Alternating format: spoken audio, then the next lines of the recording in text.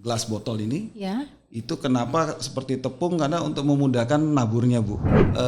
Kita menggunakan yang namanya wastewater treatment. Bagaimana wastewater treatment itu bisa tepat guna dan ramah lingkungan. Uniqueness-nya adalah bagaimana kita mendapatkan mixing yang homogen dalam waktu yang cepat. Nah, yang unik dari kelapa ini adalah selain berpacu dengan waktu, kita juga punya yang namanya fat content, Bu. Kelapa itu ada fatnya. Semakin kita banyak berkontribusi dengan lingkungan sekitar, maka semakin langgenglah bisnis itu gitu loh.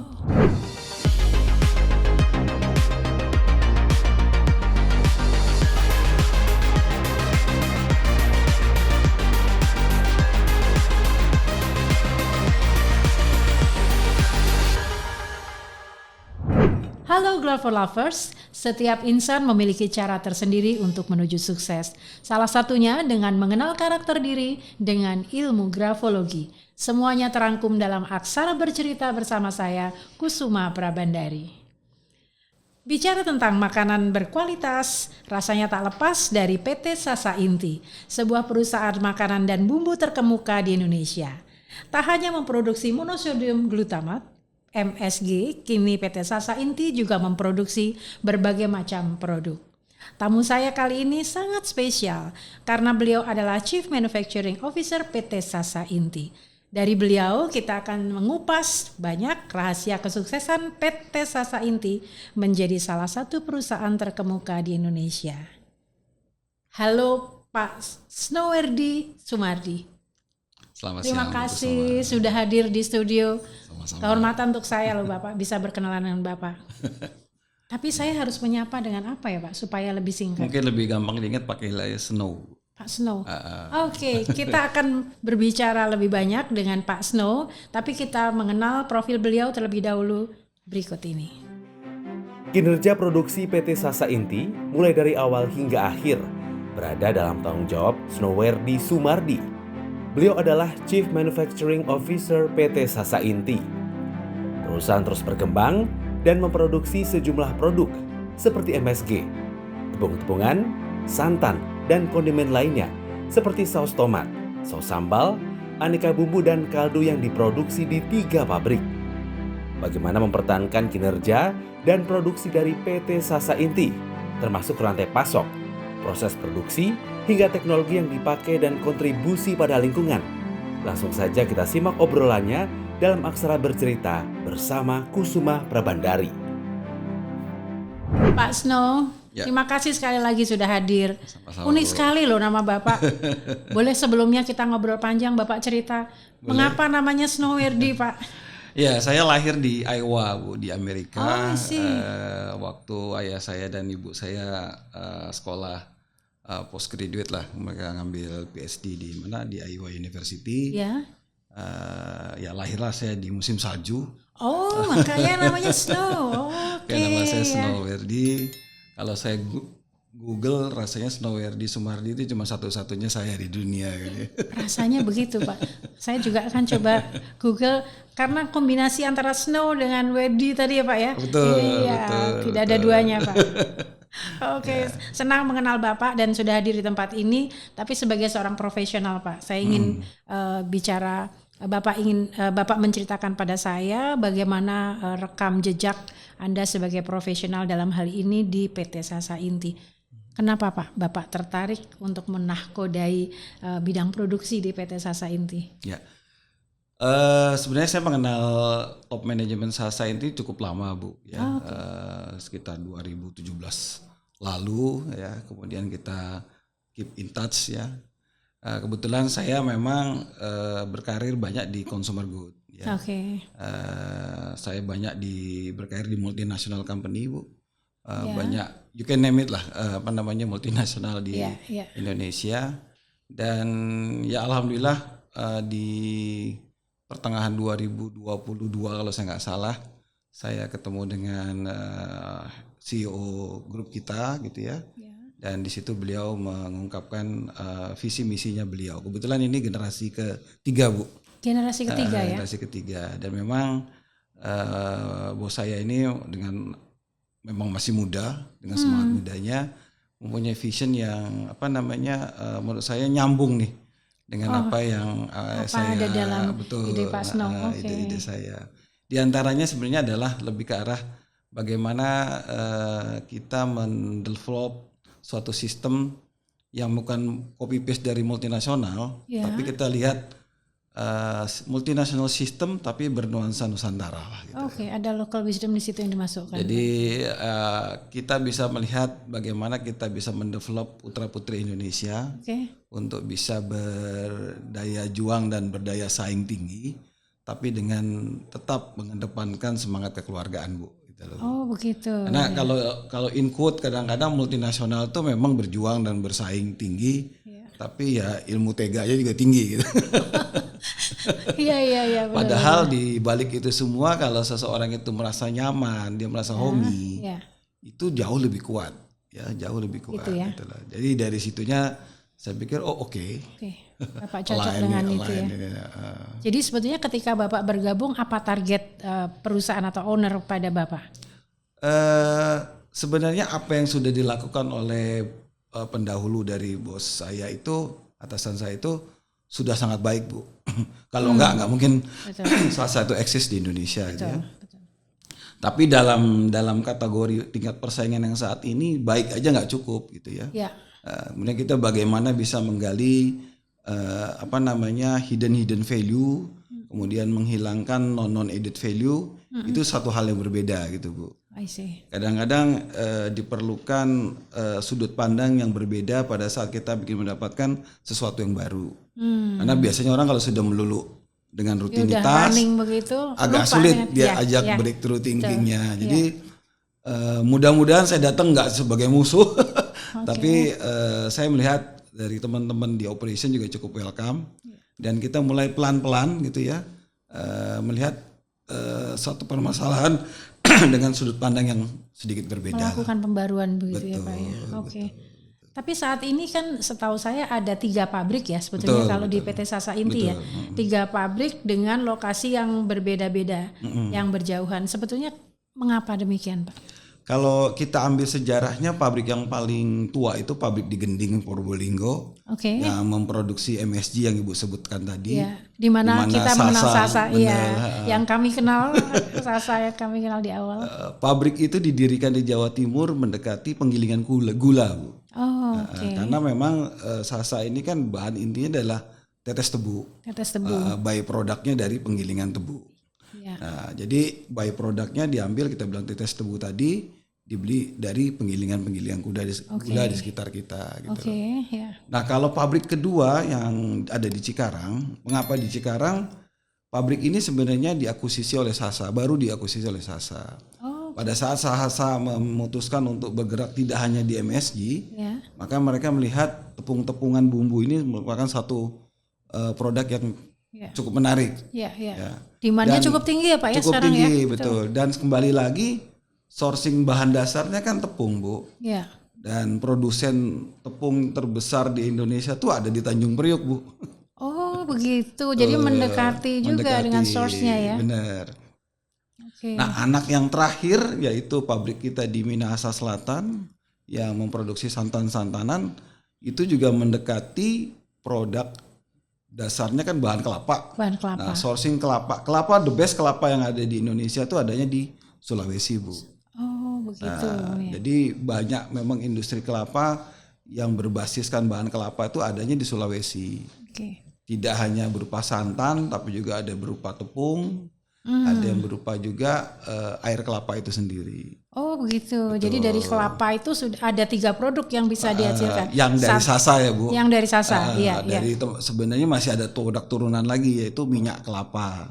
Saat ini kita belum. Barangkali akan mengarah ke sana.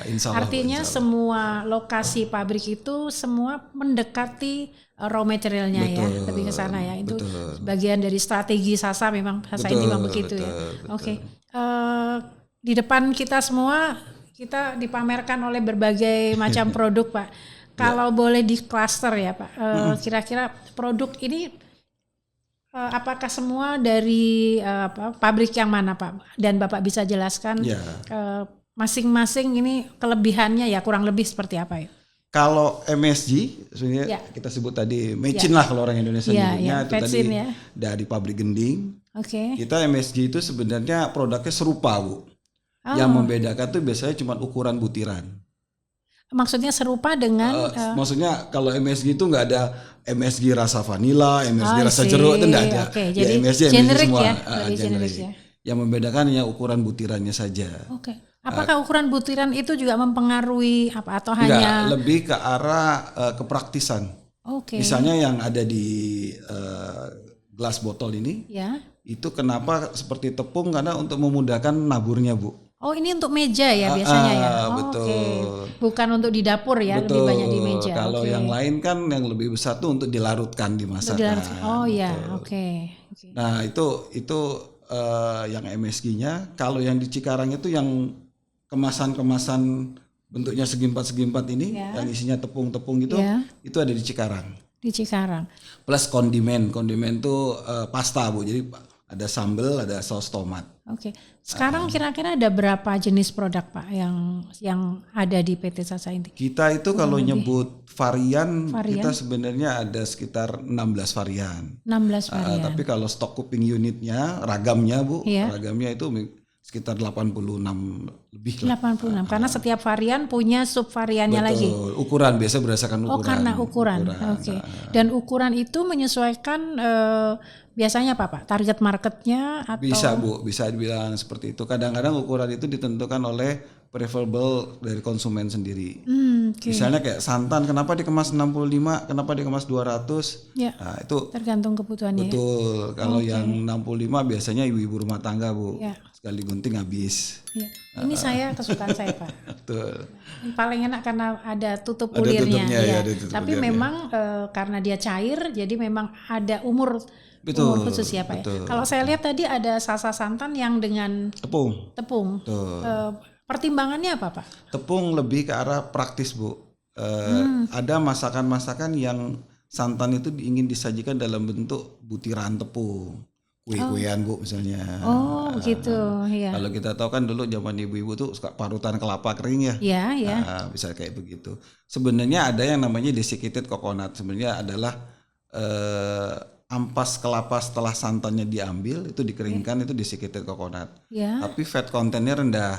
Oh, gitu. Biasanya orang pengennya yang high fat. Yang high fat makanya kita bikin yang tepung.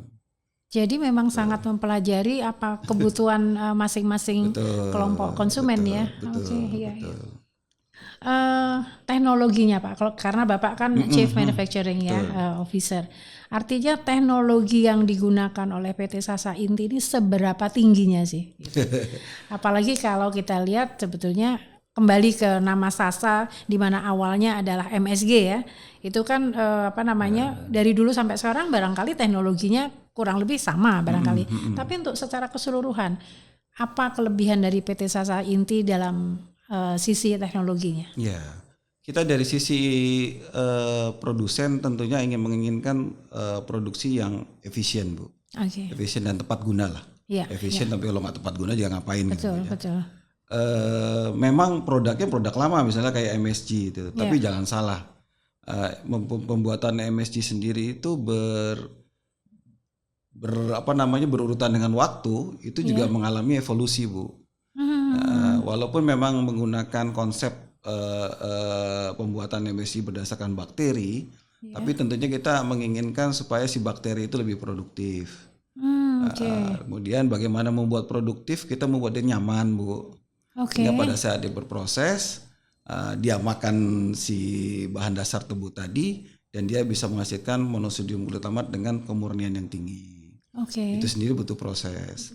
Di dalam proses itu, Bu, tidak hanya proses yang berkontak langsung terhadap produk, tapi faktor-faktor penunjangan juga harus diimprove, Bu. Misalnya apa? Misalnya kita menggunakan yang namanya wastewater treatment. Kita ada wastewater treatment, semua sisa.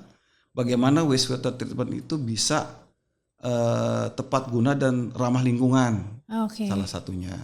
Kemudian kompresor misalnya, Bu. Kompres air yang harus dihasilkan juga kalau isinya kadar airnya tinggi juga nggak tepat. Kemudian kalau dia menggunakan listrik yang mahal, ujung-ujungnya kos produknya jadi mahal.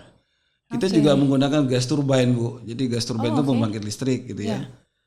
Dengan menggunakan gas alam. Pakainya gas alam ya Pak ya? Pakai gas alam. Tidak ada batu bara. Betul. Tidak ada batu Oke, bara. ya, Kita semua menggunakan yang sifatnya naturable. Jadi di Mincel bahkan kita menggunakan cangkang dari kelapa. Oh, Nah, balik lagi ke sasanya tadi yang MSG. ya.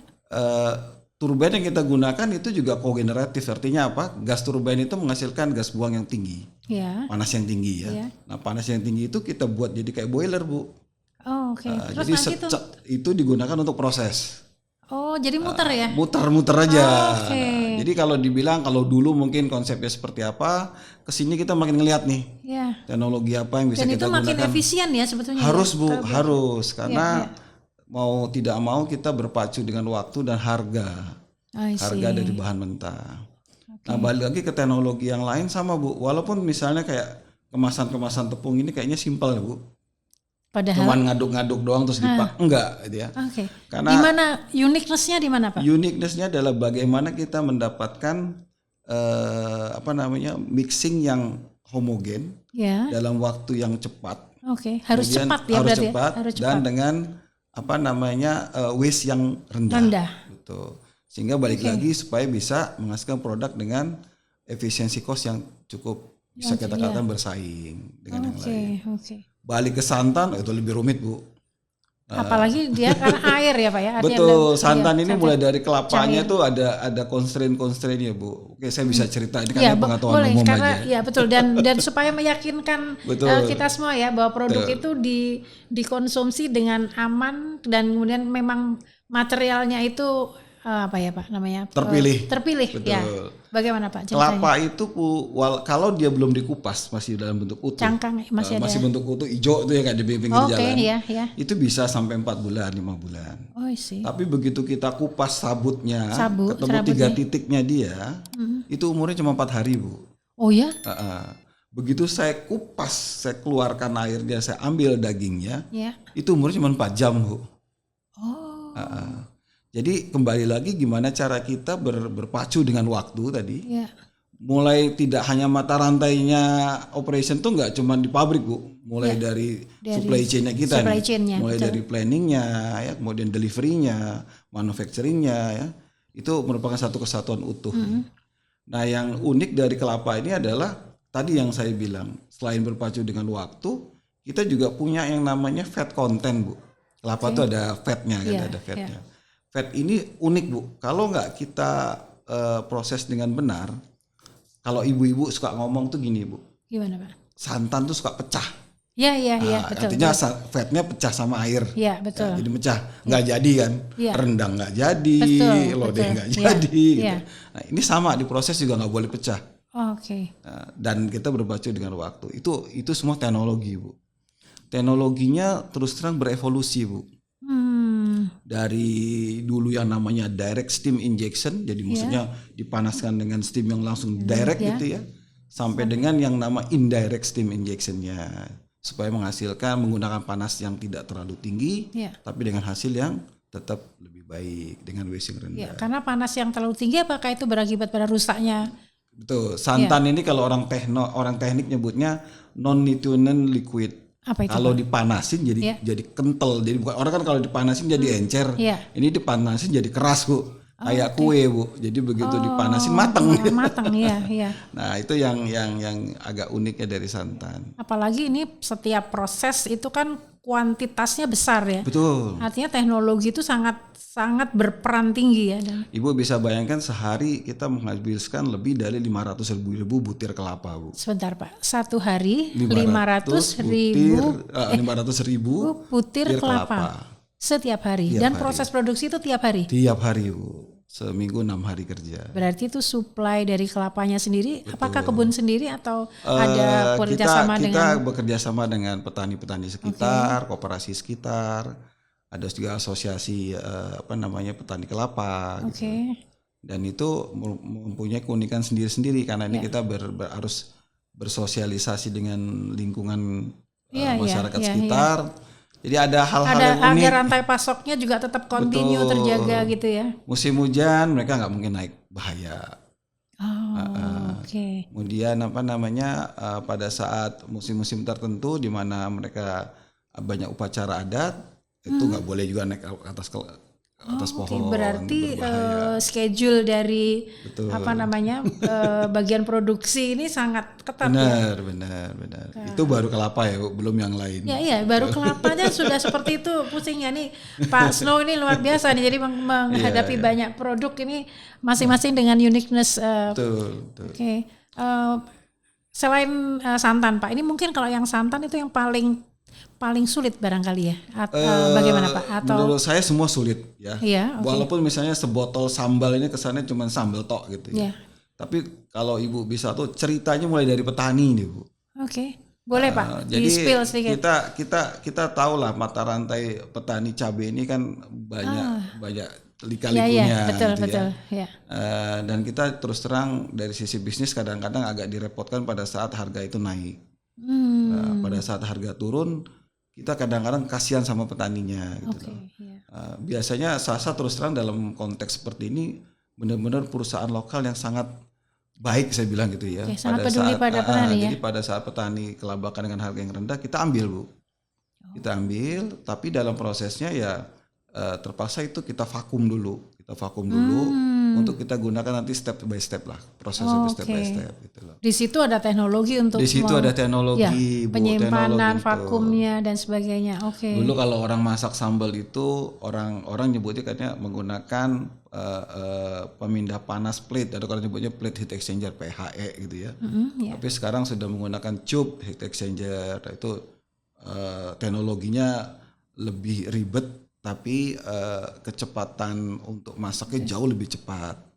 Dan energi yang digunakan jauh lebih efisien. Oke. Dan ada cumannya. Kalau yang pertama mungkin batch size-nya bisa rendah, bisa kecil. Ya. Kalau yang kedua batch Harus size-nya yang harus gede. besar. Oke. Makanya kalau beli cabai kita nggak gelondongan satu truk langsung Oke. banyak gitu loh. Karena sebenarnya. satu kali batch produksi itu Betul. harus besar. Dan itu menyangkut penggudangannya, menyangkut semuanya, Bu. luar biasa. Iya. Belum lagi kalau saus tomat ya. Tomat itu kan dia lebih pendek lagi ya umurnya. Tomat lebih pendek lagi, dan tomat di Indonesia ini unik, Bu. Dagingnya tipis, bijinya banyak. Dagingnya tipis, bijinya banyak. Padahal bijinya nggak kita pakai. Kan begitu. kesaring semua akhirnya. Iya. Tadi yang kembali Itu produknya pabriknya ada di mana Pak? Kalau ada yang di Cikarang, Bu. Di Cikarang. Ada di Cikarang. Nah itu berarti pasokan tomatnya rantainya juga dari berbagai kota. Dari berbagai daerah. Kebetulan Jawa Barat untuk tomat paling bagus. Oh, I see. Kalau cabai Jawa Timur yang bagus. Oke, jadi masih di Jawa ya? Masih di Jawa, betul. Iya. Menyangkut misalnya nih Pak, packaging ya. Ini kalau lihat packagingnya ini kan plastik ya, dan sebenarnya cukup mahal nggak sih Pak kalau dibanding packaging yang lain gitu ya? Dan juga dari sisi higienitas. Betul. Packaging salah satu fungsinya adalah melindungi produk, tentunya supaya produk itu bisa lifetime-nya lebih lama. Betul, gitu ya. Dan tapi packaging juga kadang-kadang membenturkan kita ke masalah energi, Bu. Karena semakin dia kuat untuk melindungi produk, maka energi yang dibutuhkan untuk packaging itu di seal misalnya itu semakin tinggi. Makin tinggi. Ya. Nah di situ uniknya kita, Bu. Jadi kita mencari jalan tengah bagaimana packaging itu tidak terlalu membuang energi, tapi tetap melindungi kita dalam masa periode yang memang kita perkirakan pantas untuk di create gitu ya. Jadi misalnya gini, kita bisa aja sih bikin yang namanya bumbu ini awet 5 tahun bisa, Bu. Kalau sekarang rata-rata berapa tahun sih produk seperti ini? 1,5 sampai 2 tahun. 1,5 sampai 2 tahun. Oke. Kenapa 1,5 sampai 2 tahun? Indonesia ini kan kepulauan, Bu. Ya. Barang saya produksi di Cikarang, nyampe di sampainya Manado itu mungkin 2 bulan gitu. Iya, betul. Dan sebaliknya. Jadi kita harus mempertimbangkan hal tersebut.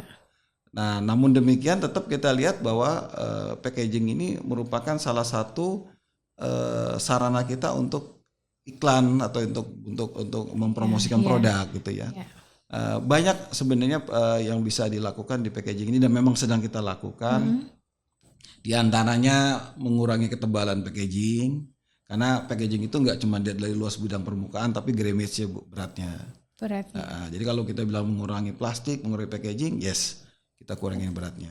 Kemudian yang kedua, kalau Ibu lihat kan warnanya beragam nih Bu. Iya. Ya, ada 18 warna, 12 warna dan Iya, macam-macam. Itu pun bisa kita kurangin. Tapi kembali lagi ini kembali lagi ke strategi marketing. Ke image produk ya. Betul. Kadang-kadang kalau terlalu agak Pucet-pucet, sederhana, ya. konsumennya bilang wah ini produk murahan nih, nggak bagus kualitasnya. Karena dia yang mengangkat image dari produk itu adalah kemasan ya. Betul. Namun kita tetap pasang concern kita bahwa kita harus berkontribusi terhadap lingkungan dengan cara tadi tidak dari sisi packagingnya saja, tapi dari sisi proses produksinya Bu. Jadi waste-nya di mesin juga kita minimize seminimal mungkin gitu. Yang tadinya double digit kita bikin jadi harus single digit. Harus single digit. Oke. Pak, kalau bicara portofolio produk ya, boleh dijawab boleh enggak sih sebetulnya? Yang merupakan produk mungkin bukan unggulan ya, produk yang memang secara portofolio bisnisnya paling seksi lah gitu. Dengan tingkat penjualan yang paling tinggi itu yang apa Pak? MSG Bu. Oh iya? Yang paling kecil ini? MSG yang mungil ini? Betul. Oh ya? MSG ini saya bisa bilang kalau bottom line-nya Bu, line-nya untung bersihnya. Itu kontribusi 60-70% Oh ya? terhadap total keuntungan. Menurut Bapak ini karena apa Pak? Artinya, satu pertama volume. Ya, volumenya besar. Kenapa volume besar? Karena ini udah kulino, orang sudah top of mind. dari dulu ke sini itu sudah tahu bahwa Sasa itu kan kepanjangan dari sari rasa Bu, sari rasa ya. Jadi memang sudah jadi semacam kayak kebutuhan lah. Kebutuhan walaupun belum masuk ke dalam kategori komoditi bukan, tapi kebutuhan. Kalau di dapur nggak ada Sasa orang nggak rasanya mantap, belum nyambung gitu. Nyambung. Jadi secara portofolio bisnis dan ini apakah juga hanya dipasarkan di pasar domestik atau global Pak? Kita secara menyeluruh kita ekspor ada Bu, tapi persentasenya dibandingin lokal nggak signifikan lah. Oh gitu. Nggak signifikan. Memang ada daerah-daerah tertentu di mana di luar sana yang rasanya kalau nggak Sasa mereka nggak beli gitu loh. Cuman sayangnya penduduknya nggak banyak. Oh begitu. Ya, ada negara tetangga kita ada. Ada yang lintas benua yang satu juga rumpun ada. Mungkin ya, yang satu rumpun. Itu kalau nggak Sasa mereka nggak mau. Mungkin karena nenek moyang itu juga kan. Jadi sudah turun-menurun. Udah menurun. Dan itu kita harus penuhi Bu. Kemudian ada yang lintas benua juga ada. Dan itu juga mereka loyal sekali dengan Sasanya. Tapi kalau saya lihat dari contoh misalnya tepung-tepungan ya Pak ya. Tepung-tepungan itu kan merek lain banyak ya Pak ya. Kalau menurut Pak Snow apa sih sebetulnya keunggulan atau keunikan dari yang dimiliki Sasa? Ya. Jadi gini Bu, sebenarnya kenapa Sasa ini masuk ke portfolio produk lain, konsepnya sederhana. Kita pengen begitu orang masuk dapur semuanya Sasa gitu. Startnya dari situ dulu. Startnya dari situ dulu. Jadi saat ini mungkin kita masih main di yang ada di meja ini, tapi someday kita akan ke tempat yang lain gitu ya. Nah keunikan kita adalah kita mengakomodasi apa yang dibutuhkan oleh ibu. Jadi mungkin gini, kalau produk lain itu melakukan market test hanya kepada konsumen, kalau kami enggak Bu, kami itu benar-benar housewife test. Jadi ibu rumah tangga kita undang, ibu rumah tangga kita interview. Jadi opini dari si end user dalam tanda kutip ya itu sangat penting ya. Sampai ke gini Bu, cara masak ayam Kentucky itu kan unik Bu. Saya juga baru tahu sih cara masak ayam Kentucky. Saya nanti pengen belajar ya Pak. Selain di marinate, juga cara menempatkan tepungnya itu berkali-kali. Ada tepuk-tepuknya, ada tepuk-tepuknya gitu. Itu bukan dari kita Bu, itu dari ibu-ibu. Si ibu-ibu inilah yang cerita seperti itu, kemudian dia bilang, Pak, kalau yang tepung lain ditepuk-tepuk bubar kata dia. Kalau Bapak bisa buatin saya tepung-tepung yang ditepuk-tepuk nggak bubar, that's what we are looking for kata dia gitu loh. Ini berarti bagian dari apa ya Pak, new konsep dari new product gitu. Apakah Betul, juga dalam new product development atau NPD, new product development ya? itu kita menyertakan end user kita, gitu. Nggak melulu semua dari kita, Bu. Jadi bukan berarti ya kita nggak kerja, enggak, tapi lebih ke arah karena supaya memenuhi kebutuhan betul. mereka ya. Dan Nusantara ini berbeda-beda, Bu. Makanya bentuknya beragam. Nah, kita juga punya yang namanya food solution, Bu. Solusi dalam memasak ya. Nah, bumbu-bumbu ini bisa dikombinasi, Bu. Maksudnya jadi gimana? Misalnya kayak bumbu ayam kalasan ya. Iya. Pada saat Ibu masuk ke masakan suatu daerah tertentu, kemudian dia bilang, kamu nggak punya bumbu untuk sop saya ini gitu ya. Kemudian chef kami bisa bilang pakai ayam kalasan, tambahkan bawang, tambahkan merica sedikit, jadi. Gitu. Jadi dia adaptable ke berbagai. Oke. Ya. Dan kita juga ada yang tidak kita tampilkan di sini adalah sebenarnya B2B produk, Bu. Bagaimana Business to business produk. Jadi misalnya ada biasanya hotel, restoran, kafe, Horeca, mereka minta bumbu khusus lah untuk masakan mereka. Itu kita bisa ladenin juga dengan pengalaman kita di bumbu-bumbu ini gitu, dan fasilitas kita tentunya. Jadi pesanan khusus untuk satu industri yang lain ya Pak ya. Dan believe it or not, ini channel yang ini nih besar ya? Besar, Bu. Potensinya besar. Potensinya besar. Memang constraint-nya adalah di mata rantai supply chain-nya. Karena kadang-kadang mereka mulai dengan size yang sedikit, ragam banyak, istilah ongkos produksinya tinggi. Iya betul. Tapi kita ngelihat orang Indonesia kan suka jajan, susah makan, Bu. Iya. Ya, to be honest, kita kalau bisa bilang banyakan makan di luar daripada di rumah. Nampaknya artinya begitu, bumbu Pak. itu adanya di luar, Bu, yang make. Jadi industri restoran itu menjadi potensial ini ya, market ya. Betul. Itulah salah satu juga produk yang nggak bisa kita sajikan di sini karena ukurannya besar, Bu. Iya. Tadi ketika Bapak bicara, ini satu daerah masuk ke daerah lain, dia harus bisa beradaptasi si bumbu ini. Berarti kan kita bicara juga mengenai selera ya. Banyak ditemui kan selera orang tuh beda-beda ya. Orang, saya sebut misalnya orang Sunda. Orang Sunda nggak terlalu senang manis. Setuju. Orang Jawa senang manis. Betul. Kemudian di daerah mana senang, di Sumatera senang yang pedas misalnya seperti itu ya. Nah, bagaimana mengadaptasi pasar yang, kalau Bapak mau penetrasi pasar yang lebih luas, tentu penyesuaian itu kan harus bisa menyesuaikan, tapi seminimal mungkin keribetannya gitu. Nah, sepanjang sampai saat ini apa Pak strategi yang dilakukan? Sebenarnya yang paling simpel adalah langsung ke prakteknya, Bu. Karena iklan itu nggak akan bunyi kalau pada saat si yang masak tidak menghasilkan produk seperti yang diinginkan oleh kita, Bu. Misalnya gini, saya taruh aja, saya kasih tepung serbaguna lah ya. Kemudian saya bilang ini bisa dipakai buat mendoan gitu. Caranya meraciknya salah, ya jadinya nggak mendoan gitu loh. Nah, jadi apa yang kita lakukan ya, kita banyak melakukan campaign ke pasar-pasar, dan di pasar-pasar itu kita memperkenalkan cara memasak menggunakan bahan-bahan dari kita. Itu salah satunya, Bu ya. Dan banyak hal lain juga kita membuat semacam resep-resep, Bu. Resep-resep yang bisa dikomunikasikan langsung dengan chef-chef kita gitu. Nah, bicara mengenai resep kan artinya apakah akan arahnya begini? Rasa itu menjadi universal. Betul. Ya. Dan orang ketika mencicipi, ini pasti Sasa gitu. Apakah begitu? Kalau tadi kan menyesuaikan di wilayah ya, tapi ketika dilakukan apa yang sudah diterapkan sekarang ini, akan membentuk sebuah rasa yang memang khas Sasa gitu. Akan seperti itu, gimana Pak? Idenya semua makanan inginnya seperti itu, Bu. Tapi lepas dari rasa tadi, ada yang namanya properties ya, kerenyahan, harum. Ya. Misalnya aja saya bilang sini ada tepung pisang goreng lah. Itu kan tepung yang paling laku ya. Gitu ya. Kenapa orang nggak beranjak ke merek lain? Ya karena kita memang harumnya dapat, vanilanya kena, ya renyahnya kena gitu. kriuknya dapet gitu ya, dan apa namanya warnanya juga nggak membuat si pisang goreng itu jadi gelap gitu ya. Oke. Nah itu yang kita sebut tadi keunikan gitu.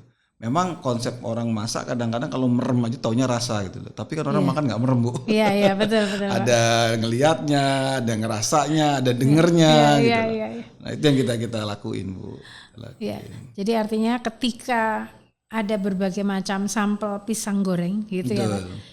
Ketika dia dicicip, orang bisa mengatakan, oh ini pakai bumbu Sasa. Boleh percaya, boleh gak? Iya Bu. Oh gitu ya Pak ya? Harus dicoba ya berarti kita ya? blind test, orang bisa tahu, oh ini tepung Sasa katanya. Mesti dicoba ya Gravolovers. Ya, Pak Snow begini Pak, dalam praktek bisnis ini kan sebenarnya kalau perusahaan kan tidak cukup ya dia bicara mengenai profit ya. Tuh. Ada people, ada planet yang harus menjadi concern bagi perusahaan. Nah sekarang bagaimana Bapak bisa menceritakan strategi dari PT Sasa Inti terkait dengan keseimbangan antara profit, people and planet? Ya. Founder kami itu mempunyai statement yang menurut saya sangat indah gitu ya. Semakin kita banyak berkontribusi dengan lingkungan sekitar, maka semakin langgenglah bisnis itu gitu loh. Oh, okay. Dan saya ambil cerita langsung aja prakteknya Bu ya. Misalnya di pabrik kami di Gending ya. Di Gending. Kita punya by product itu namanya pupuk cair Bu. Oke. Jadi sisa produksi kita tuh ternyata bisa digunakan sebagai pupuk. Ya. Dan pupuk cair kita itu saya bisa bilang berbeda dengan produsen-produsen MSG lainnya. Kita nggak Ini bau. berarti dari pabrik yang MSG ya? Bikin mecin tadi Okay. ya, Iya, bikin iya. MSG tadi. Nah itu kita punya produk pupuk cair.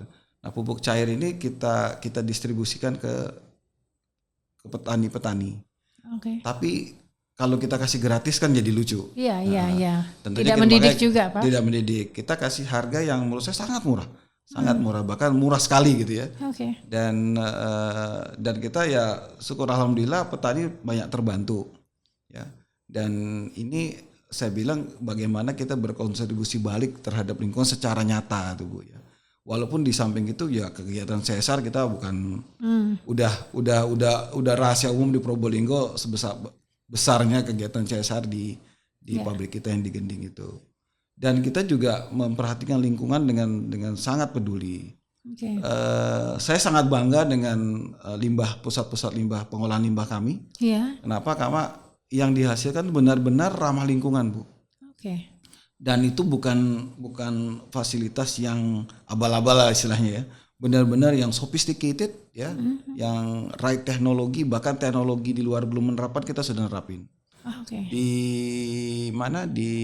Gending kita punya namanya bubbling ozonisasi unit, di mana air yang keluar dari pabrik itu dimurnikan lagi dan lain sebagainya. Di Minsel kita menggunakan biogas wastewater treatment yang belum pernah ada di industri kelapa.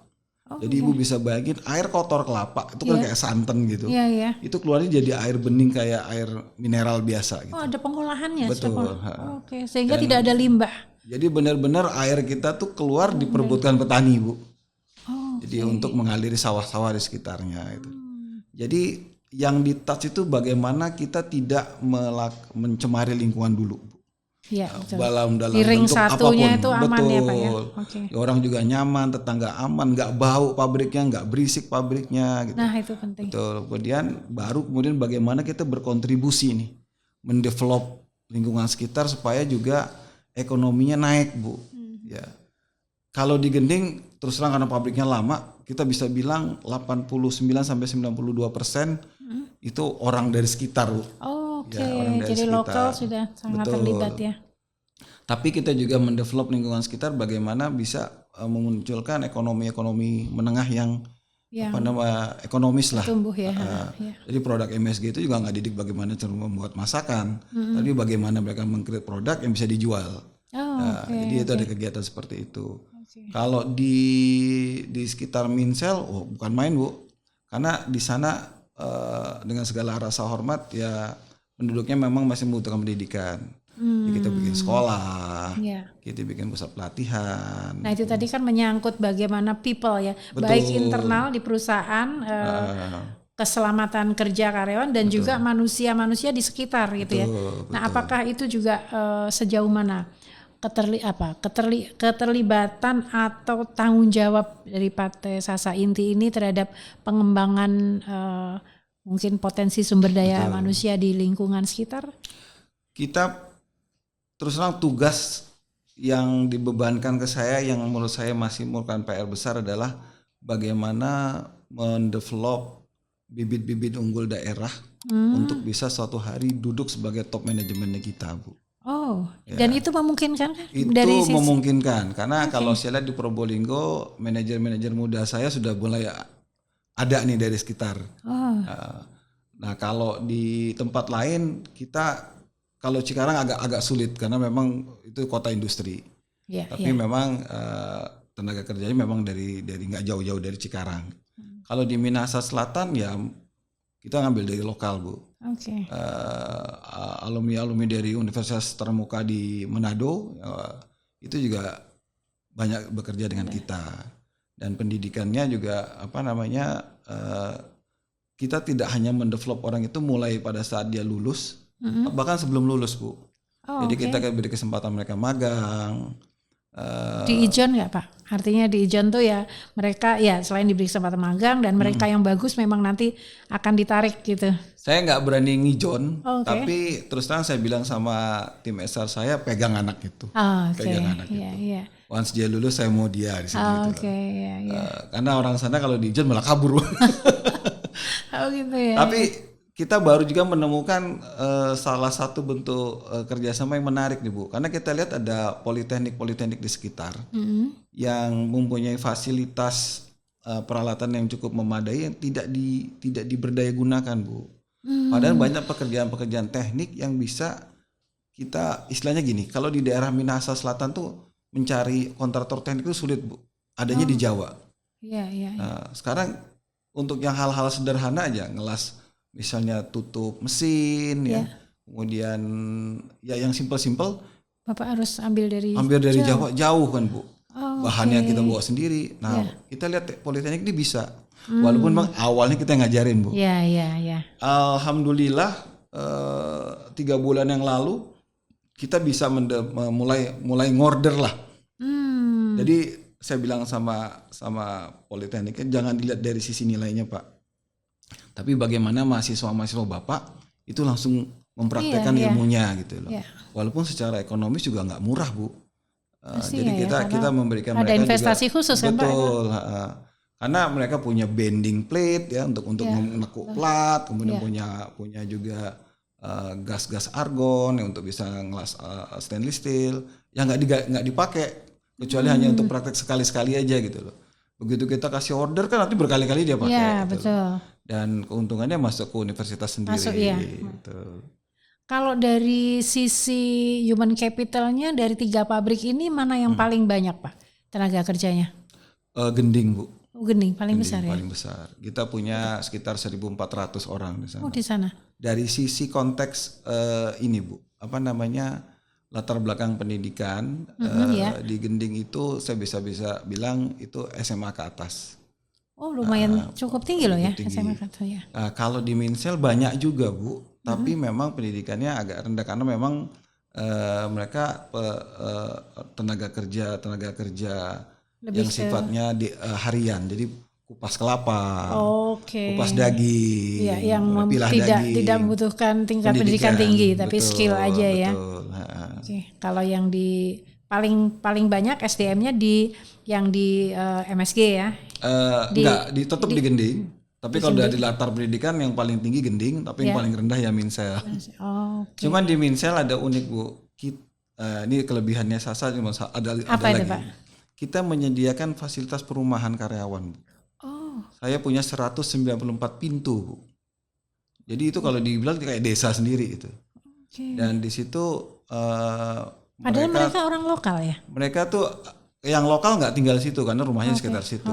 Tapi ada orang-orang dari Gorontalo, Halmahera itu kan mereka nggak mungkin mereka bikin rumah di sana. Iya. Gitu. Kalaupun mereka kontrak, habis buat kontrak aja gitu. Iya. Kita sediakan gratis Bu, dengan segala fasilitasnya gitu loh. Tapi mereka sendiri atau dengan keluarga boleh Pak? Ada yang bawa keluarga. Dan memungkinkan ya itu dan ya. Memungkinkan. Oke. Rumah peta lah Bu, itu rumah Iya, peta. iya. Kalau di sini rumah peta mungkin ya. Layak huni sekali. Iya, iya, iya. Jadi 3 hal tadi ya. Saya interest sekali tadi kita sudah bicara mengenai profit, bagaimana bisnis ya, portofolio bisnis. Kita juga bicara mengenai people-nya dan bagaimana concern pada planet ini, pada bumi ini, mengenai limbah, mengenai ya pengolahan limbah, kemudian raw material juga akhirnya semua diambil dari lokal, kemudian diserap lagi bisa bermanfaat untuk lokal. Luar biasa, ini sudah 3 hal yang menjadi concern dari PT Sasa Inti. Apa Pak hal istimewa yang barangkali Grafolovers juga perlu tahu ya, yang Bapak bisa sampaikan mengenai baik produk maupun bagaimana upaya engagement dari PT Sasa Inti kepada konsumen? Sasa ini terus terang salah satu produk lokal yang menurut saya bau-baunya multinasional gitu Bu. Jadi konsumen itu benar-benar kita kedepankan lah. Kita kedepankan lah ya. Dan terus terang dari sisi compliance, Sasa sangat mengedepankan compliance. Jadi kepatuhan kita terhadap peraturan, ya, kepatuhan kita kepada standar, ya, fungsi kontrol kualitas kita, bahkan fungsi kontrol terhadap safety health environment. Itu benar-benar saya bilang beyond expectation saya untuk sebagai suatu local company gitu ya. Dan nggak ada tawar-tawar Bu kalau soalnya berkaitan sama quality sama safety. Kemudian juga nggak ada tawar-tawar kalau sudah berkaitan sama konsumen. Once kita dapat komplain, hari itu juga harus selesai gitu ya. Kemudian itu menjadi KPI yang dibicarakan di board meeting. Bahkan kecelakaan sekecil mungkin, jarang ya kalau BOD berbicara first aid case. Biasanya yang dibicarakan tuh yang udah parah-parah, medical treatment, lost time accident. Di sini nggak, first aid pun kita bahas gitu. Kenapa orangnya banyak yang lecet tangannya? Kenapa orangnya banyak ini? Kemudian quality, kadang-kadang orang kita cuma ngomong number of quality complaint. Ya, kita berbicara nggak quality complaint Bu, kita bicara right first time. Jadi once produk itu diproduce, dia harus benar-benar right quantity, right quality gitu ya, right specification gitu loh. Dan memenuhi standar compliance dari aturan ini juga ya, regulator ya. Walaupun secara teknologi kadang-kadang produk itu awalnya nggak right Bu, tapi berdasarkan waktu nanti dia right sendiri ya. Karena biasanya berdasarkan waktu dia akan naik kekentalannya dan lain sebagainya. Kita nggak gitu. Kita benar-benar kalau udah kita catat, kemudian kita cari. Ya. Jadi dalam konteks ini ya jaminan kualitas, jaminan produk itu benar-benar terjaga baik mulai dari proses raw materialnya sampai dengan distribusinya itu benar-benar dikedepankan oleh Sasa. Dan terus terang nggak banyak yang lokal yang berani seperti itu. Why? It cost Bu. Cost ya. It means cost gitu ya. Betul. Karena effort dan effortnya juga banyak gitu lah. Pak, apakah berarti dengan cerita yang terakhir tadi, apakah berarti bahwa tidak pernah mengalami kegagalan ketika mengkonsep produk baru? Oh enggak Bu, banyak Bu. Bapak boleh cerita Pak. Sampai akhirnya menjadi produk yang unggulan ini kan tentu ada dinamikanya ya. Saya pengen Bapak kalau boleh bercerita bagaimana sebuah konsep itu bisa dianggap gagal dan kalau gagal apa improvementnya atau benar-benar di drop gitu Pak? Ya. Di dalam NPD, kita nyebutnya NPD funnel Bu ya, terowongannya pengembangan produk. Itu ada stages-stagesnya lah ya.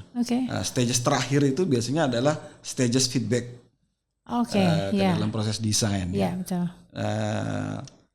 Kadang-kadang kita terbentur dengan kondisi pasar yang memaksa kita untuk launch cepet-cepet Bu.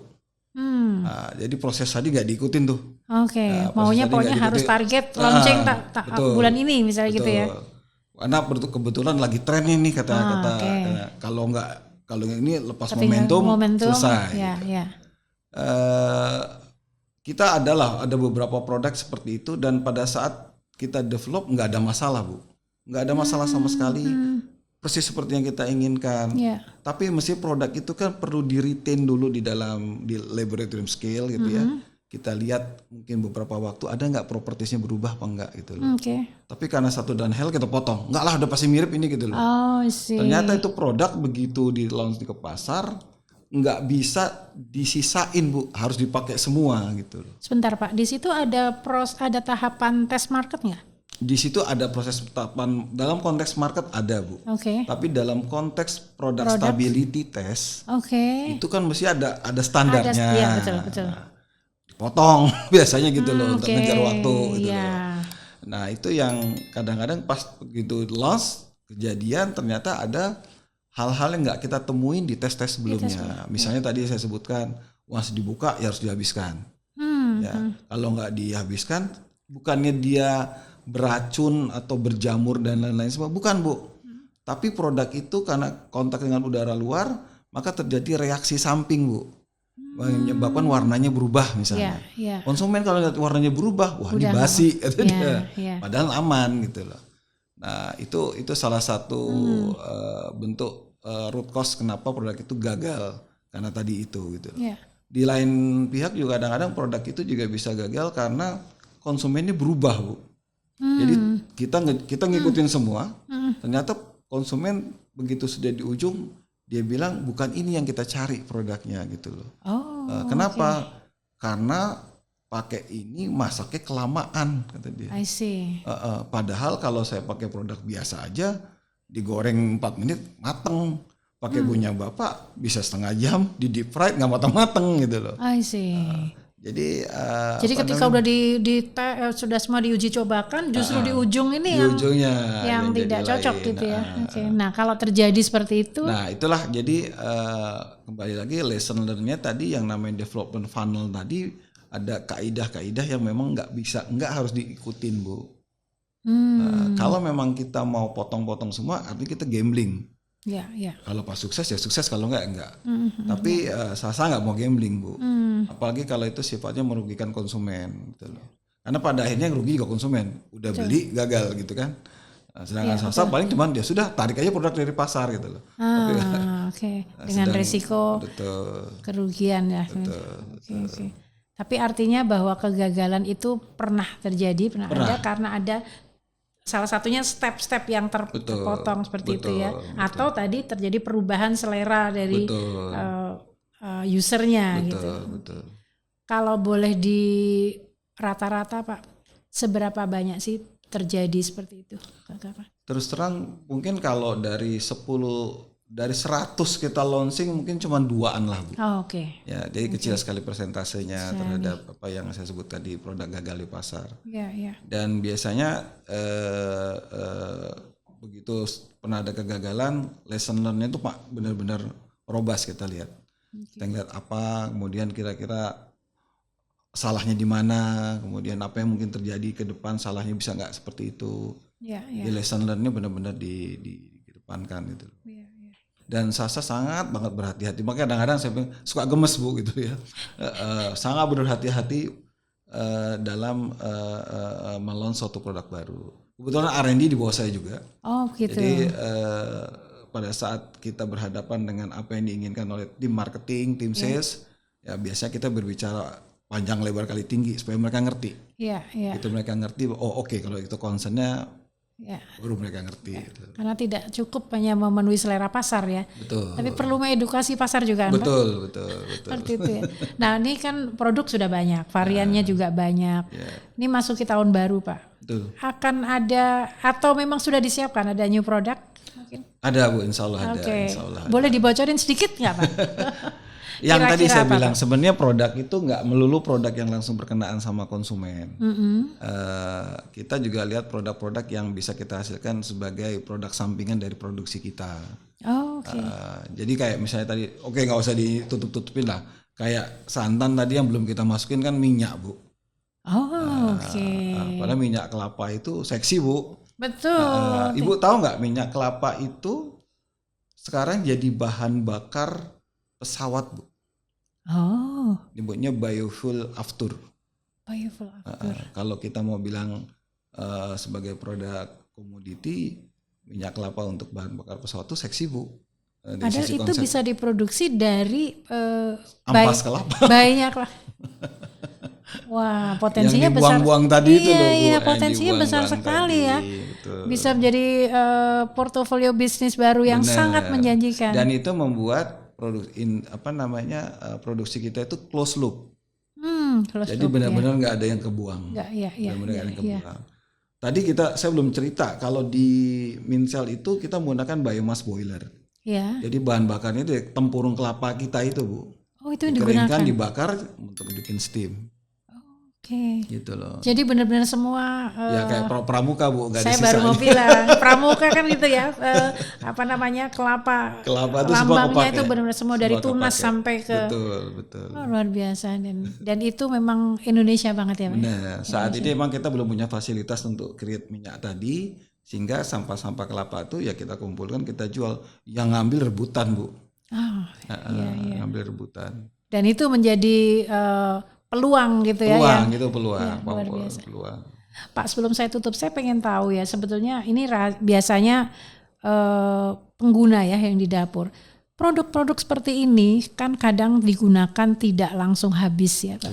Nah, apa tips Bapak pada para pengguna ya, agar kalau sudah dibuka dia tetap bagus, tetap baik untuk dipakai, karena tidak mungkin setiap hari memasak dengan bumbu ini gitu.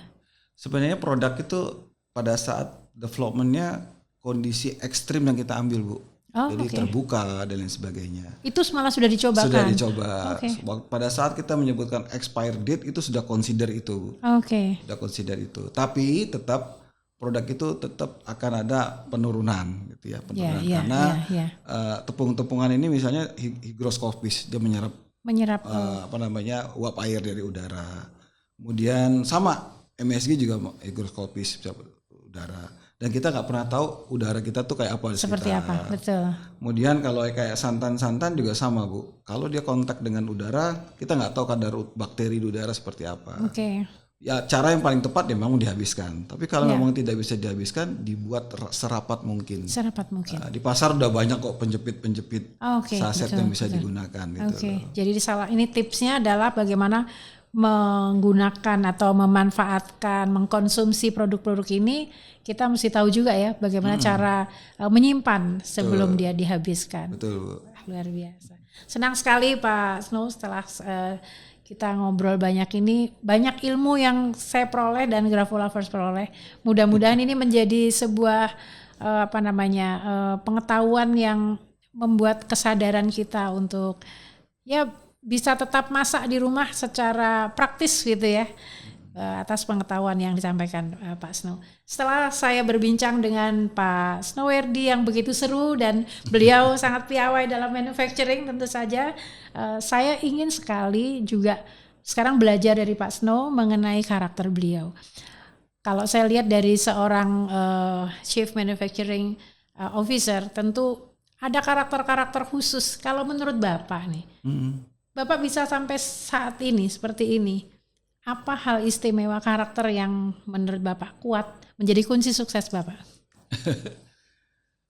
Kalau Kira-kira saya apa, Pak? terus terang ngelihat diri saya itu senang berkawan, Bu. Oh ya. Senang berkawan. Ya. Dan itu saya terapkan tidak hanya dalam kehidupan sosial saya sehari-hari, tapi dalam pekerjaan. Dalam pekerjaan. Jadi buat saya bahkan seorang office boy pun itu adalah teman. Oke. Dan teman itu ya bukan seseorang yang harus kita rendahkan kan, Bu. Ya, teman yang harus kita duduk sebelah-sebelahan lah gitu. Itu sih saya rasa yang membuat saya nyaman bekerja. Dan mudah-mudahan orang-orang yang bekerja sama saya juga nyaman. Iya. Jadi Pak Snow ini adalah teman buat semuanya ya Pak. Betul. Ya. Jadi bekerja menjadi lebih nyaman begitu. Baik, kita akan masuk ke sesi grafologi karena kita sudah selesai berbincang mengenai banyak hal di manufacturing bersama Pak Snow. Kita ke sesi grafologi berikut ini.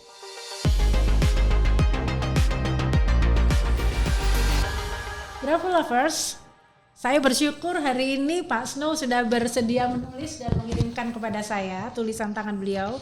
Saya tidak membacanya sama sekali karena saya akan menganalisis gaya tulisan beliau. Nah, Pak Snow sudah banyak hal yang saya bisa baca dari tulisan ini. Salah satunya atau salah 5-nya ada di sini. Nanti saya akan bacakan. Ini tidak perlu dipilih karena semua akan saya bacakan, tapi Bapak boleh pilih mau yang mana dulu yang mau dibaca, Pak. Oh gitu Bu. Silakan mau yang mana dulu, Pak. Oke, baik. Nah, Pak Snow memilih kartu ini. Ini sebenarnya saya berharap beliau memilihnya terakhir, tapi ternyata beliau memilih pertama, nggak masalah. Pak Snow, jadi begini, dari tulisan yang Bapak buat ini, saya melihat beberapa kali huruf vokal A dan O itu kadang-kadang terbuka, Oke. tetapi sebagian besar adalah tertutup. Artinya kalau vokalnya tertutup itu orang yang relatif pendiam, kemudian lebih senang mendengarkan dibanding berbicara, komunikasi verbal itu lebih sedikit. Tetapi beberapa kali saya melihat Bapak orang yang terbuka. Seperti tadi saya jadi ingat, saya senang berkawan. Nah ini muncul dalam beberapa kali, Pak. Jadi pada dasarnya Bapak sebetulnya pendiam, lebih senang mendengarkan. Tetapi manakala perlu, Bapak memang cukup akrab berbicara dengan lawan bicara Bapak. Jadi terima kasih meskipun pertama diambil, meskipun saya tadi berharap ini terakhir, ternyata ini yang beliau pertama ambil. Menurut Pak Snow sendiri seperti apa, Pak? Apakah memang Bapak talkatifnya itu memang sedikit gitu dibanding Bapak lebih senang mendengarkan dan tidak banyak bicara? Ya benar sih Bu, saya agak sulit untuk menginisiat pembicaraan. Oh, oke. Saya lebih senang dengerin. Oke. Kemudian dari situ saya pelajarin. Baru kalau diminta Bapak, saya baru ngomong. Oke. Ini terbaca Pak di sini. Jadi tidak semuanya tertutup, tetapi ada kala di beberapa kali memang terbuka. Barangkali kalau sudah nyaman ya dengan teman bicara Bapak Baru bisa. saya bicara. Ya, oke. Betul. Boleh Pak dipilih yang mana lagi Pak? Oke, baik. Gravel Lovers, Pak Snow memilih ini Pak. Jadi semua huruf E kecil yang Bapak buat, yang Bapak tulis, ini semua ada loopnya dan loopnya tuh lebar. Ada orang yang menulis huruf E-nya, ini tidak ada loopnya, jadi sempit Pak. Oh, oke. Ya, ini huruf E-nya ada loopnya dan besar, tertutup besar. Ini menunjukkan bahwa individu ini berwawasan luas. Dia toleran terhadap ide-ide atau pendapat orang lain. Seperti ini. Jadi semua huruf E Bapak seperti ini. Boleh Pak, Pak Snow boleh ambil lagi mau yang mana Pak? Oke Bu. Oke. Nah, saya nggak tahu memilihnya karena warnanya atau karena apa ini. Ya, yang dipilih Pak Snow ada tertulis optimis. Jadi dari tulisan yang Bapak buat, saya membaca tentang baseline. Baseline itu garis dasar. Jadi ketika saya melihat tulisan Bapak, semua tulisan ini garis dasarnya naik. Tulisannya naik semua Pak. Nah, garis dasar itu menggambarkan atau berhubungan dengan produktivitas seseorang. Ya, dari tulisan yang garis dasarnya naik, ini adalah orang yang optimisme, punya pandangan dan sikap yang optimis tentu saja. Dia juga menyadari akan kemungkinan positif pada dirinya. Dan juga dia melihat orang lain itu dari sisi positifnya. Seperti itu. Nah, orang dengan tulisan garis dasar yang naik ini, dia selalu responsif terhadap ide-ide baru. Jadi tadi kalau kita kombinasikan dengan ini, di mana ini adalah dia penulis dengan huruf E seperti ini, dia terbuka terhadap opini orang lain. Sementara yang ini, penulis ini dia juga terbuka terhadap ide-ide baru, kemudian responsif atas ide-ide orang lain, dan dia juga tidak mudah berkecil hati. Orangnya optimis, inisiatif, dan juga mempunyai ambisi yang positif. Oke. Masih ada dua Pak. Yang mana Pak? Oke, baik, makasih. Nah, di sini tertulis concentration. Ini dari mana saya melihatnya? Karena saya melihat dari huruf yang kecil pada zona tengah. Nah, saya mau cerita dulu nih Pak mengenai zona tulisan.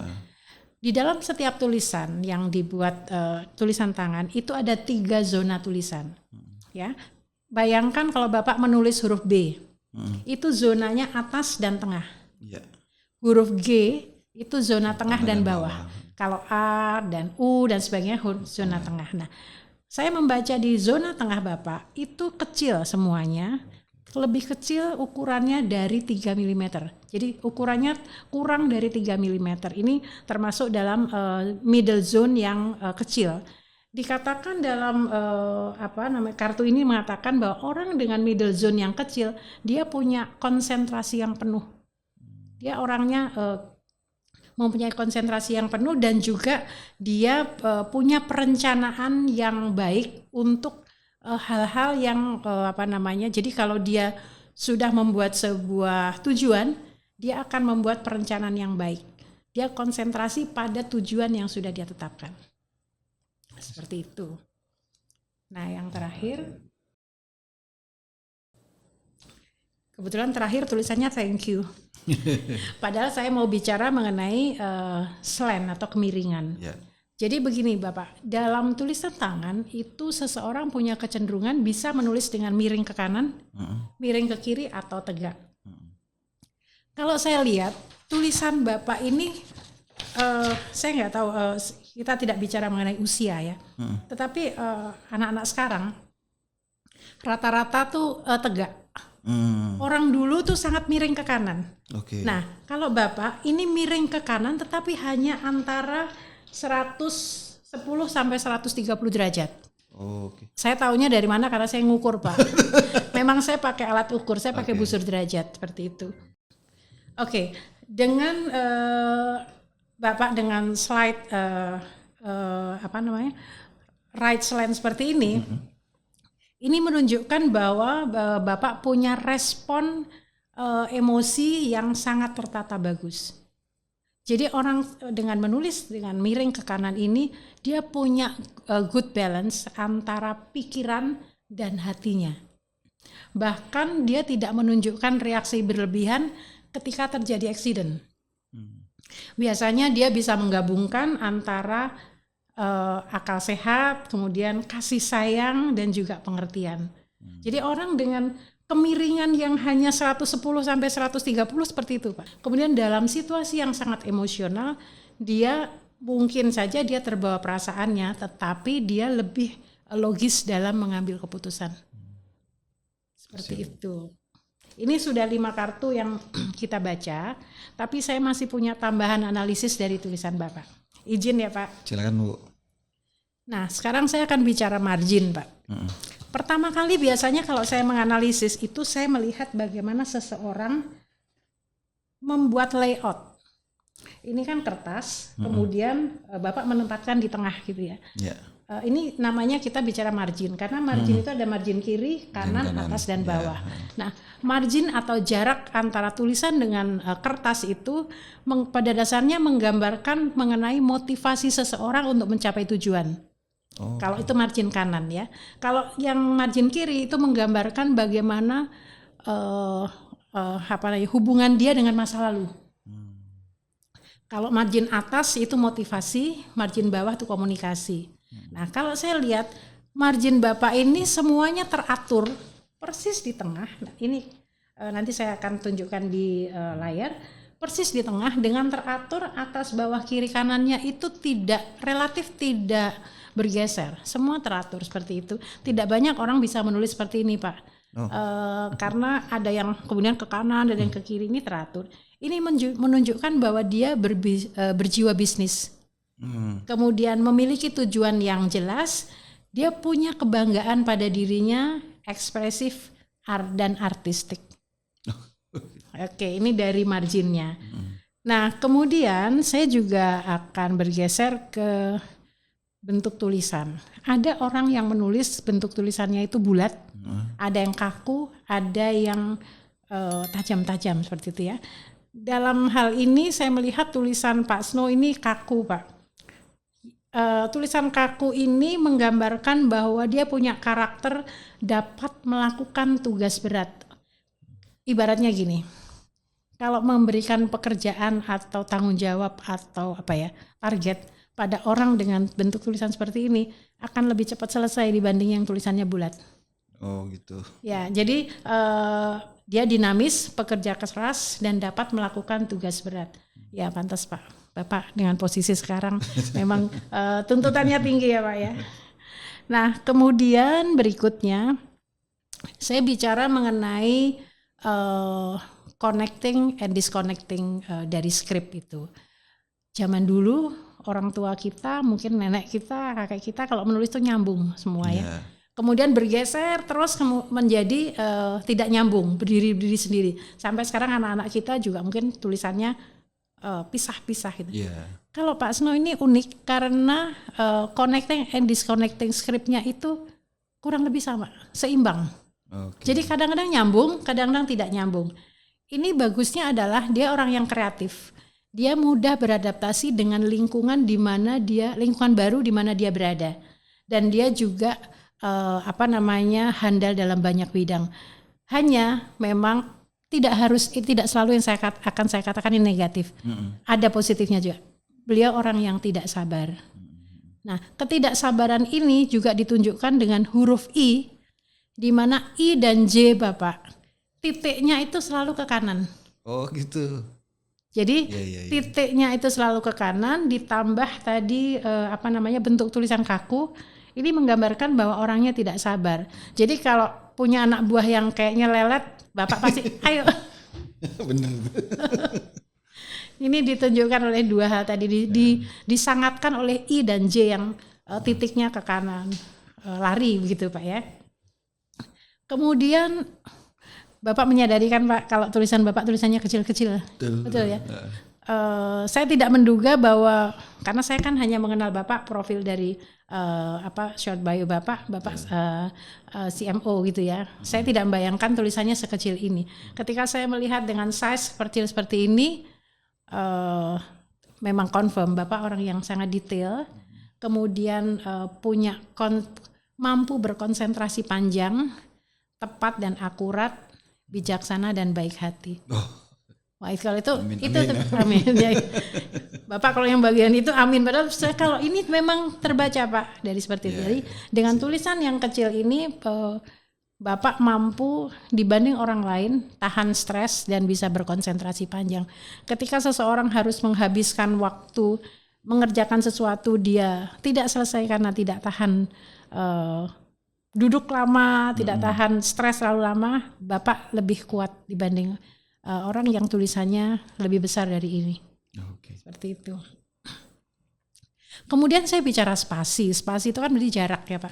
Jarak bisa antar huruf dengan huruf, kata dengan kata, atau baris bawah dengan baris atas dengan garis bawahnya.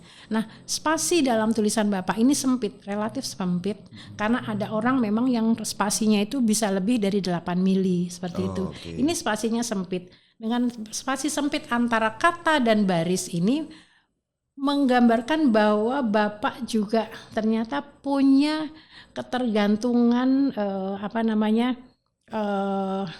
kalau sempit itu dia punya ketergantungan pada pemikiran orang lain. Artinya tadi berulang-ulang kita membaca bahwa Bapak sangat peduli pada opini orang lain, menerima pendapat orang lain. Jadi dalam mengambil keputusan juga Bapak sangat peduli dan tergantung pada pendapat orang lain. Itu satu. Yang kedua, kadang-kadang dengan spasi yang sempit ini ada hal-hal yang irasional yang Bapak pikirkan. Kadang-kadang nggak perlu dipikirin, jadi dipikirin. Nah seperti itu. Dan kemudian juga kalau sudah memikirkan yang harusnya nggak dipikirkan jadi dipikirkan, Bapak kemudian terganggu ketika membuat keputusan. Tapi itu kemudian dibantu dengan spasi ini meskipun kecil tetapi teratur.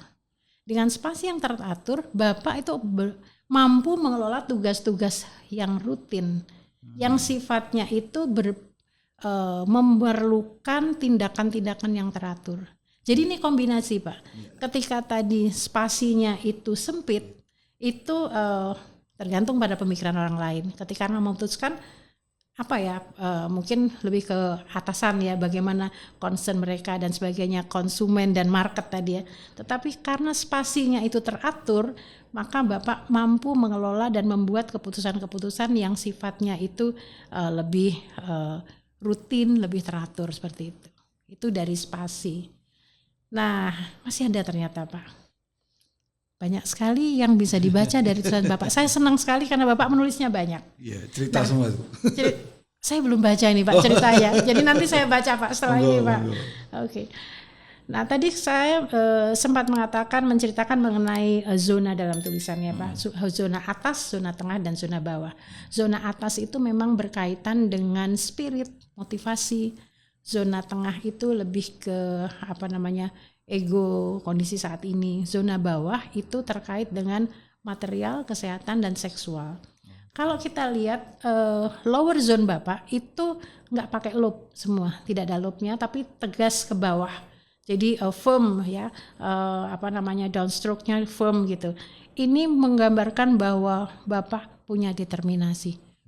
Bapak bisa memberikan arahan dan kalau saya begini harus begini. Itu ada dalam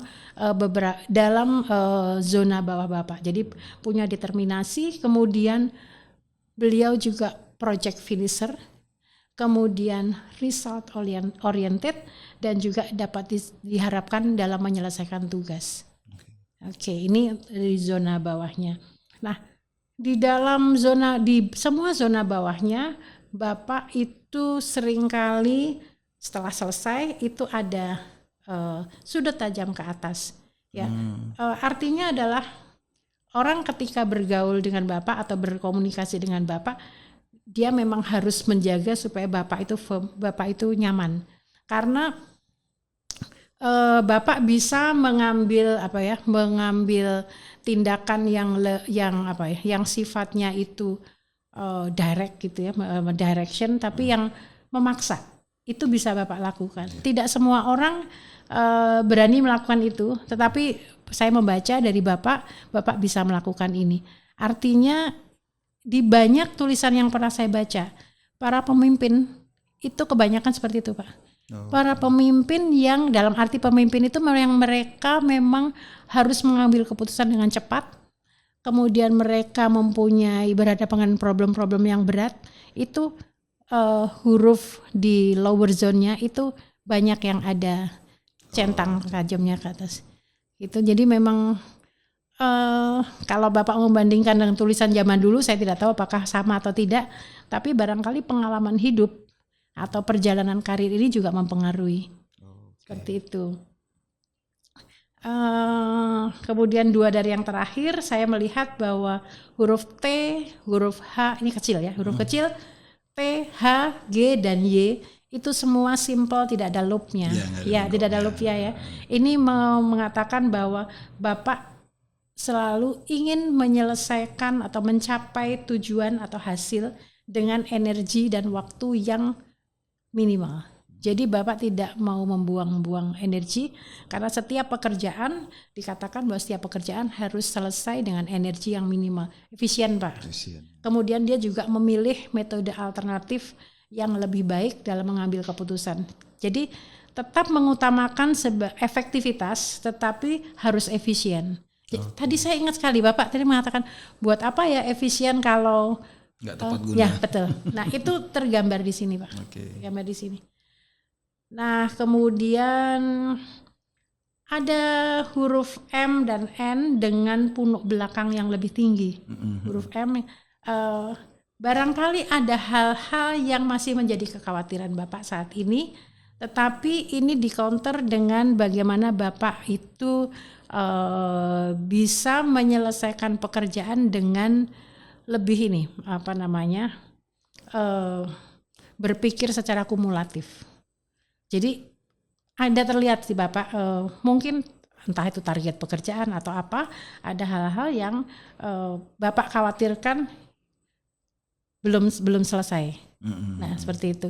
Nah biasanya kalau ini tidak masalah-masalah itu selesai, tulisan ini akan berubah. Jadi misalnya Bapak pengen saya segera menyelesaikan pekerjaan atau saya tidak risau dengan pikiran saya, huruf M-nya itu yang punuk belakangnya dihilangkan Pak. Jadi harus flat gitu. Karena di dalam grafologi itu ada grafoterapi. Grafoterapi adalah cara untuk memperbaiki atau membentuk karakter yang sesuai yang kita nyaman, yang kita inginkan dengan mengubah tulisan tangan. Dan itu efektif dilakukan sebetulnya sejak masih muda. Tapi ketika kita sudah dewasa ya harus lebih effortnya lebih besar. Seperti itu Pak Snow, saya mudah-mudahan apa yang saya sampaikan cukup memberikan hiburan buat Bapak. Karena saya tahu bahwa perjalanan karir Bapak sudah begitu hebatnya dan Bapak sudah memberikan banyak kontribusi pada banyak orang gitu ya Pak ya, tidak hanya pada perusahaan tapi banyak orang, menginspirasi banyak orang. Mudah-mudahan apa yang saya sampaikan ini itu tadi cukup menghibur Bapak. Terima kasih banyak Bu. Bapak, mudah-mudahan kalau ada hal-hal yang ingin disampaikan seputar grafo atau ada tanggapan silahkan. Bagaimana Pak? Rasanya sih diungkapkan tuh kayak saya berhadapan sama cermin. Gitu ya Pak. Jadi nggak ada yang bisa saya bantah, benar semua. Bahkan hal-hal yang menurut saya merupakan koreksi dan tanda kutip tadi juga benar, memang benar begitu. Dan surprise saya kok bisa dari tulisan bisa baca ya saya. Dan saya memang belum membaca tulisan Bapak. Saya belum membaca isinya. Bukan karena saya tidak mau terkontaminasi, tetapi karena setiap kali saya membaca tulisan tangan seseorang, yang muncul adalah gaya tulisannya. Tapi saya sering dibantu teman untuk membacakan supaya saya mendengar audionya saja. Seperti itu Pak Snow. Terima kasih untuk saya diperkenankan untuk membaca tulisan Bapak. Dan sekali lagi saya juga ingin menyampaikan bahwa setiap manusia itu unik. Karakternya unik, tidak ada yang sama, dan keunikan itu tergambar dari tulisan tangan yang dibuatnya. Seperti itu. Terima kasih atas diskusi kesempatan pada kali ini. Mudah-mudahan memperkaya hasanah ilmu dari teman-teman Grafo Lovers semua ya. Grafo Lovers, sebuah proses panjang produksi makanan akan lebih memuaskan jika bisa disukai dan dikonsumsi oleh banyak orang. PT Sasa Inti membuktikan dengan berbagai varian produk yang saat ini menjadi kebutuhan rumah tangga dan industri di tanah air, bahkan sampai di mancanegara. Semoga sukses selalu untuk Bapak Snowerdi Sumardi. Terima kasih untuk waktunya. Saatnya saya undur diri. Kita bertemu lagi dalam kesempatan yang lain di episode selanjutnya di Aksara Bercerita bersama saya, Kusuma Prabandari. Sampai jumpa. Pak Snow, terima kasih banyak. Terima kasih banyak Bu.